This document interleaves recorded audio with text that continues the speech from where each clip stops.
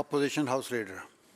Thank you, Mr. Speaker, and thank you for the words from the Minister of State as well.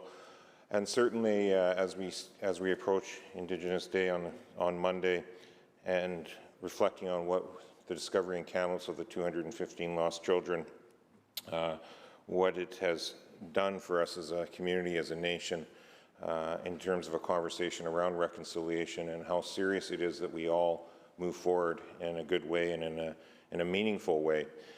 Certainly, the events that have led to the lower post being able to find the support from governments, finally, federal and provincial, for the removal of their school at their asking is a very important step. And we all know that First Nations have a very complicated history with the residential school system.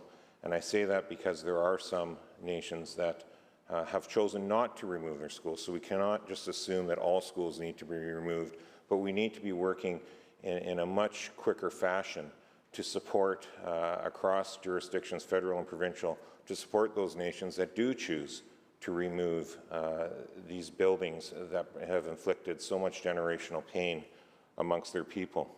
Because it shouldn't take decades to help facilitate and move forward with something like this. It shouldn't take decades, frankly, to make sure there's clean drinking water.